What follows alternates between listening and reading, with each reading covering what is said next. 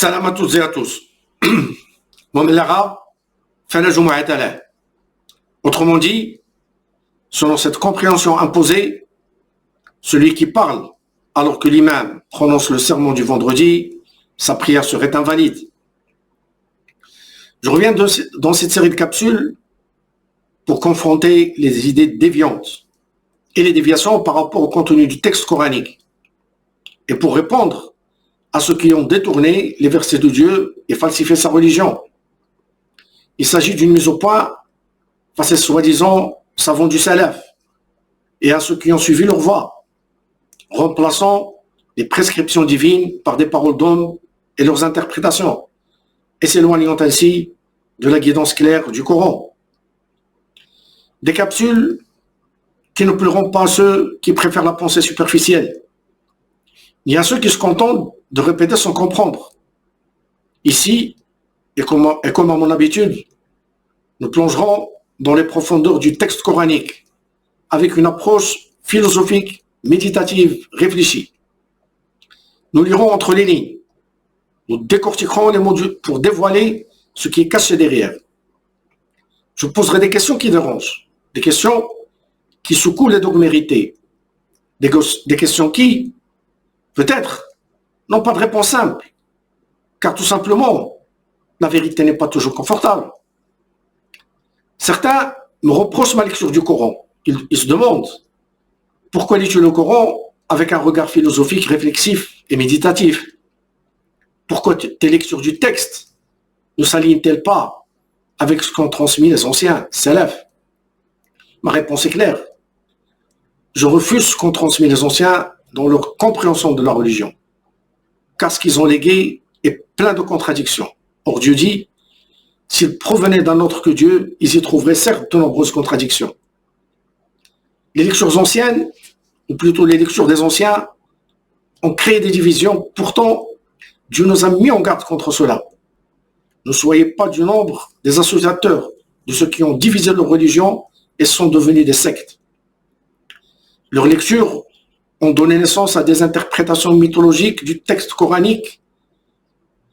Ils se sont limités tout simplement à recopier les explications des rabbins de Banu Israël sur les récits liés au phénomène de l'univers et des histoires coraniques.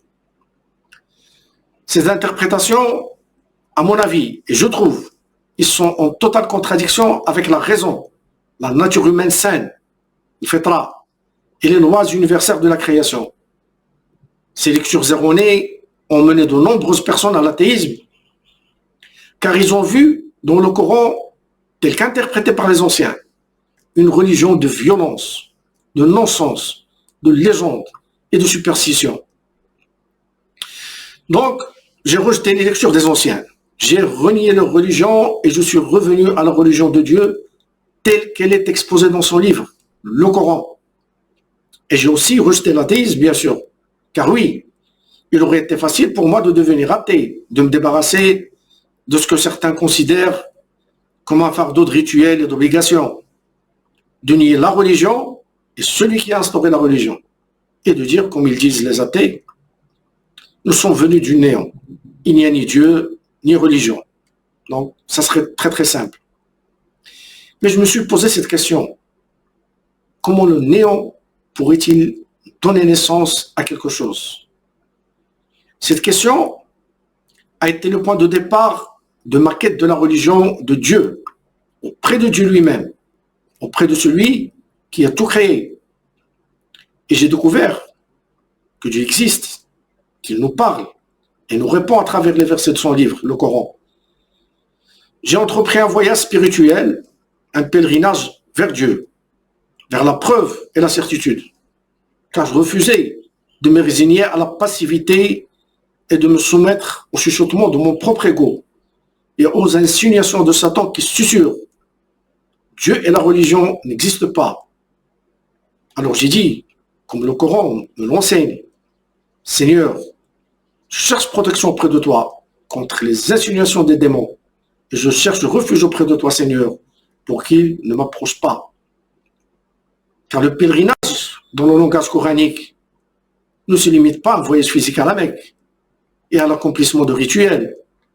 Le vrai pèlerin, c'est celui qui sait argumenter, défendre la vérité par la raison et le bon sens. Al-Hajj, min al-Hujja, comme l'a fait Ibrahim, lorsqu'il a débattu avec celui qui a rejeté la foi à propos de son Seigneur. Alam tara ila alladhi hajja Ibrahim fi rabbih.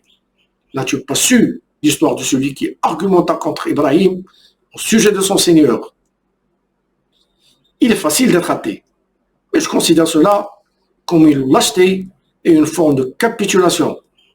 Je refuse de me soumettre au diable simplement parce que j'ai négligé de réfléchir, de méditer et de chercher à comprendre le livre de Dieu et sa religion. Mais aussi suivre les pieux prédécesseurs, ce qu'on appelle aujourd'hui le salafisme ou rigorisme religieux, est en réalité une forme d'égarement généralisé. Même si cela ne se traduit pas toujours par une barbe longue, des habits amples ou le port de voile, le problème est bien profond. C'est faire primer les paroles des anciens sur la parole de Dieu. C'est substituer aux prescriptions divines des interprétations humaines, des compagnons, des imams et des juristes, jusqu'à en faire des lois. Pour cela, revient à commettre un acte de shirk, associer des figures humaines à Dieu dans sa législation. Car ni le prophète, ni le compagnon n'avaient le droit d'établir des règles en dehors de ce que Dieu a révélé.